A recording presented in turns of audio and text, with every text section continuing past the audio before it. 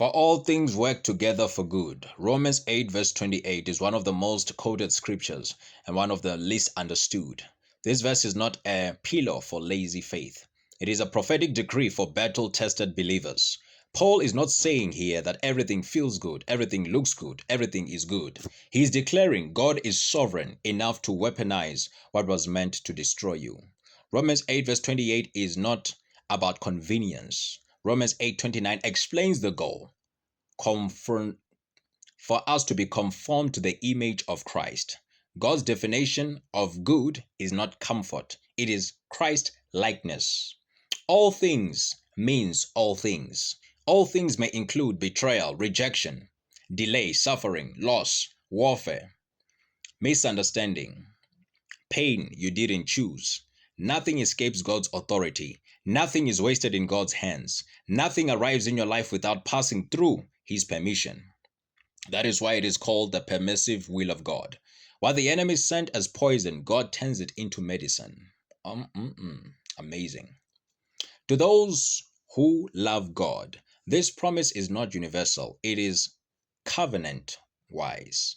It belongs to those who love God above outcomes, obey God under pressure, trust God in darkness, remain faithful when nothing makes sense. Love is proven in endurance. If you love me, keep my commandments. John 14, verse 15. The called according to his purpose. What does that mean? Calling precedes understanding. You were called before you were chosen, and before you were conscious, chosen before you were qualified, marked before you were mature. The calling explains the conflict. The reason your life has been attacked is because your destiny is dangerous to hell. Did you hear that? The reason your life has been attacked is because your destiny is dangerous to hell. Your destiny is dangerous to hell. Romans chapter 8, verse 29, the hidden agenda. Predestined to be conformed to the image of his Son. God is not primarily forming your comfort, your reputation, your popularity, your bank account. He is forming Christ in you. The suffering is the molding process. The pressure is the sharpening tool.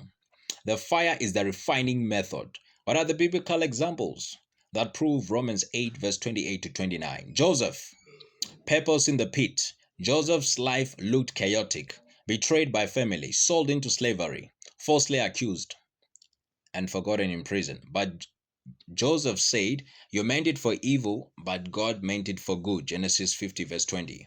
So the pit trained him for the palace. The prison prepared him for power. Secondly, we have Moses. Moses delay was development. 40 years in Pharaoh's palace, 40 years in the wilderness. Why? God had to remove Egypt from Moses before Moses could remove Egypt from Israel.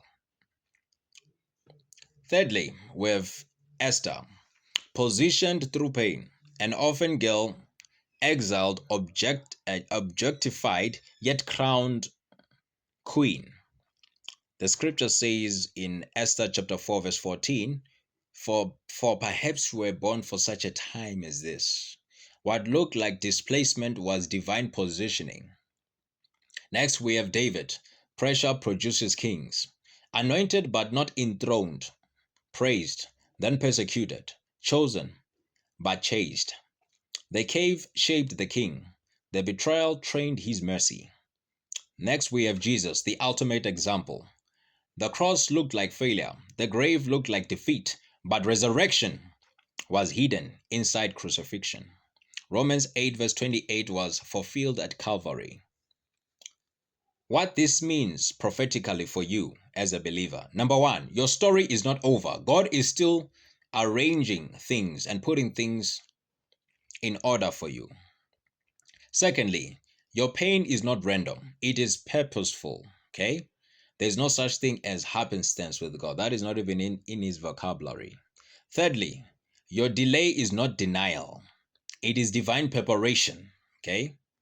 Number four, your betrayal will become a testimony.